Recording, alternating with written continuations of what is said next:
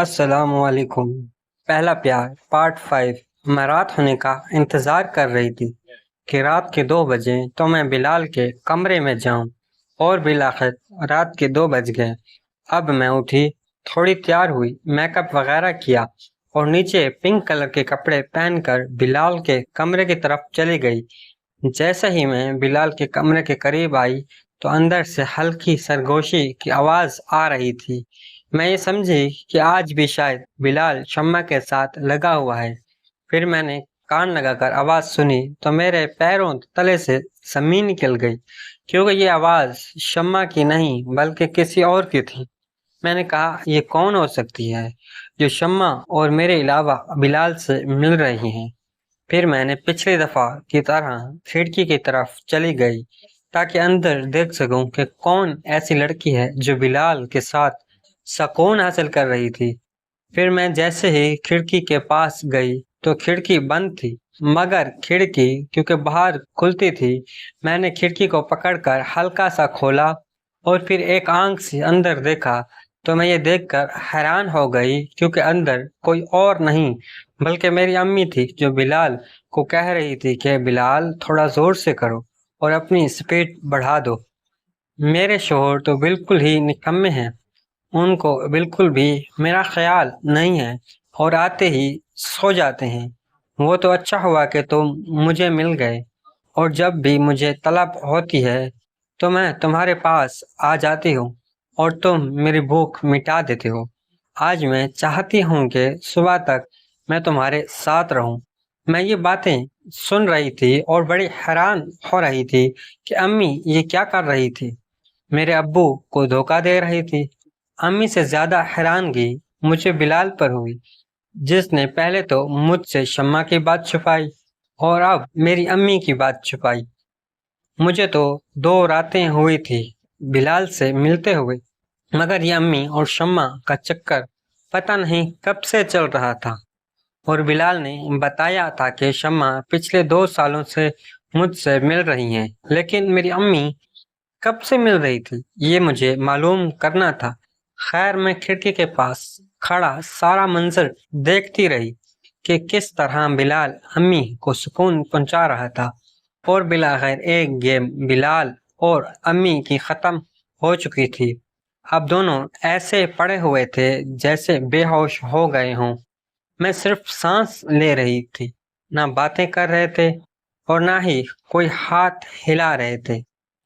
میں بھی کھڑکی پاس آخر تک دیکھوں صحیح، میں بھی کھڑی رہی کھڑکی کے پاس کہ آخر دیکھوں تو صحیح یہ آگے کیا کچھ کرتے ہیں۔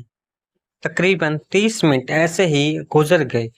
پھر میری امی اٹھی اور بلال کو کہنے لگی کہ ہاں بلال، ذرا ہمت کرو، میں تمہیں کتنے بادام پستے کھلاتی ہوں، اب مجھے ٹھیک سے سکون پہنچاؤ۔ میں کافی دنوں کے بعد تمہارے پاس آئی ہوں اور میں تم سے خوش ہو کے جانا چاہتی ہوں۔ بلال کہنے لگا، میڈم آپ پریشان نہ ہوں، میں آپ کو ٹھیک سے سکون دوں گا۔ ویسے بلال تھا تو بڑا طاقتور، اس کی طاقت کا راز مجھے آج معلوم ہوا تھا، کیونکہ امی نے اس سے بول دیا تھا باتوں باتوں میں کہ میں تمہیں اتنے سارے بادام پستے کھلاتی ہوں، اور جب میں نے بلال کو کہا کہ میں تمہیں پیسے دوں گی اور تم بادام پستے کھانا اور دودھ پیا کرو تو کیسے بلال مان گیا تھا۔ یہ بالکل بھی نہیں کہا تھا کہ مجھے بڑی میڈم بادام اور پستے لا کے دیتی ہیں۔ خیر، تھوڑی دیر بعد وہ دونوں دوبارہ شروع ہو گئے۔ میں ان کو دیکھ رہی تھی اور میری خود کی طبیعت خراب ہو رہی تھی، مجھے غصہ بھی آ رہا تھا۔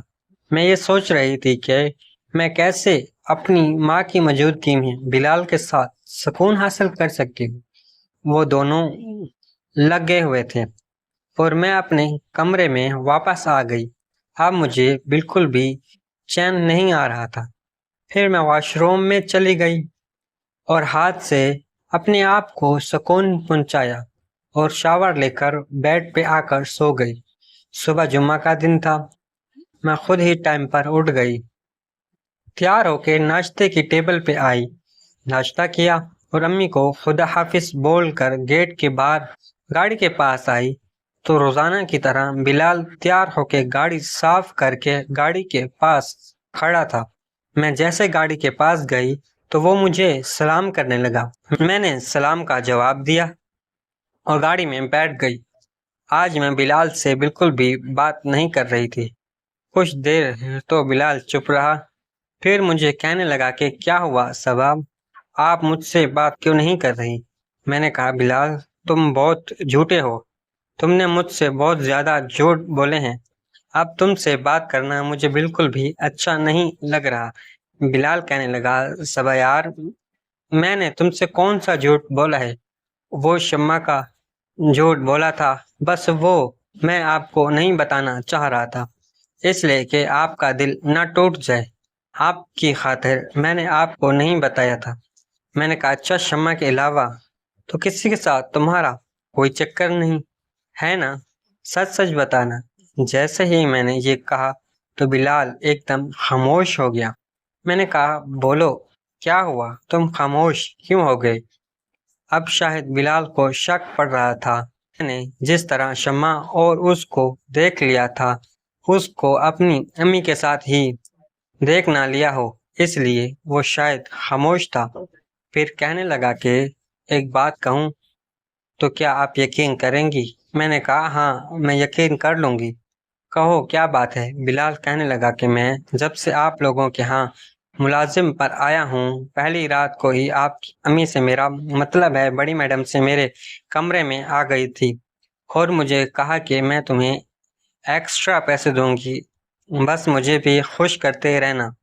3 سال ہو گئے تھے مجھے ملازمت کرتے ہوئے، یعنی گاڑی چلاتے ہوئے، ڈرائیورنگ کرتے ہوئے، اور 3 سال سے میں آپ کی والدہ کے ساتھ ملتا رہا ہوں اور ان کی بھوک مٹاتا رہا ہوں، اور وہ مجھے پیسے بھی ایکسٹرا دیتی ہیں اور مجھے کھاتی پلاتی بھی ہیں، میرا مطلب ہے بادام پستے اور دودھ وغیرہ۔ پھر میں نے کہا بلال میں کل رات کو تمہارے روم کے پاس آئی تھی، پھر میں نے کھڑکی سے دیکھا تو تم امی کو سکون پہنچا رہے تھے، میں بڑی حیران ہوئی تھی۔ بلال کہنے لگا کہ میں کیا کروں، میری مجبوری ہے، میں اگر ایسا نہ کرتا تو بڑی میڈم مجھے نوکری سے نکال دیتی۔ میں نے کہا اچھا ٹھیک ہے، آج رات کو کسی کو مت بلانا، نہ شمع کو نہ ہی میری امی کو، آج رات کو میں تمہارے کمرے میں آؤں گی اور مجھے سکون پہنچانا، اب مجھے بھی تمہاری عادت ہو گئی ہے۔ بلال نے کہا ٹھیک ہے، صبح میں تمہارا انتظار کروں گا۔ پھر میرا اسکول آ گیا، میں اس کو اسکول چلی گئی اور پھر کلاس شروع ہو گئی۔